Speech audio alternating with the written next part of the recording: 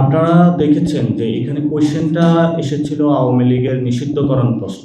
নিষিদ্ধকরণ প্রশ্নে সেখানে আপনারা জানেন যে রিফাইন্ড আওয়ামী লীগ নিয়ে একটি কোয়েশ্চেন এসেছিল। তো এইখানে বিভিন্ন জায়গায় বিভিন্ন বক্তব্য এসেছে। আপনারা বিএনপির একটি বক্তব্য দেখেছেন যে সালাউদ্দিন সাহেব বলেছিল আওয়ামী লীগ নিষিদ্ধকরণ। তো সেখানে নিষিদ্ধকরণ প্রশ্নে বা তাদের যে ইলেকশন কমিশনের যে নিবন্ধন প্রক্রিয়া সে বাতিলক্রমে কিন্তু মাঠে একটি আন্দোলন শুরু হয়েছে এবং সেই আন্দোলনের জায়গায় কিন্তু যখন মাঠে আন্দোলন শুরু হয় তখন কিন্তু মাঠে মিলিটারি ফোর্সও আছে এবং পুলিশ ফোর্স অ্যাক্টিভ আছে। তখন সেখানে কিন্তু বিভিন্ন ফরম্যাটে বিভিন্ন জনের সাথে আলোচনা হয় এবং সেই আলোচনায় থেকেই এতটুকু আলোচনা গড়িয়েছে এবং এটা কিন্তু আলোচনার সূত্রপাত হয়েছিল আওয়ামী লীগ নিষিদ্ধকরণ প্রক্রিয়া প্রশ্নে। এবং আমরা গত 6 মাস পর্যন্ত বলে আসছি যে আওয়ামী লীগের যে মানুষগুলো অথবা যারা খুনি ছিল, ডিরেক্ট খুনের সাথে ইনভলভমেন্ট ছিল, যারা বিভিন্ন জায়গায় সেনাবাহিনী বিভিন্ন ক্যান্টনমেন্টে আশ্রয় নিয়েছিল, আমরা তাদেরকে স্পষ্ট বক্তব্য বলেছিলাম দেশবাসীর সামনে যে এই বিষয়ে বক্তব্যগুলো স্পষ্ট করার জন্য। এবং আমরা সেই বিষয়ে স্পষ্ট বক্তব্য পাওয়া পর্যন্ত আমরা কাউকে পর্যন্ত বিশ্বাস করতে পারছি না।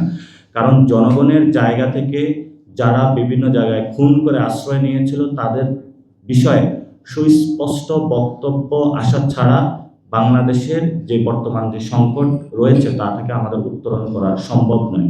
কিন্তু ঘটনাগুলো চলমান প্রবহমান এবং সেই জায়গা থেকে আওয়ামী লীগের কোশ্চেনটা যেহেতু এখন অনেক বেশি মানুষের সামনে এসেছে এবং তারা দেশি বিদেশি অনেকগুলো আন্তর্জাতিক চক্রান্ত করে যাচ্ছে এবং অন্যান্য দেশের যে অ্যাম্বাসেডারগণ রয়েছেন তারাও যখন বিভিন্ন জায়গায় বিভিন্ন ফরম্যাটে কথাগুলো বলে যাচ্ছেন তখনই কিন্তু আমাদের সামনে এসেছে। তো সেই জায়গা থেকে আমরা স্পষ্টত করেছি এবং গত কয়েকদিন ধরে আমাদের যিনি দলীয় প্রধান নাহিদ ইসলাম এবং সেক্রেটারি জেনারেল আখতার হোসেন স্পষ্টত করেছেন রিফাইন্ড হোক যেই কোনো মূল্যে বাংলাদেশে আওয়ামী লীগের কোনো রাজনীতি করার অধিকার নাই।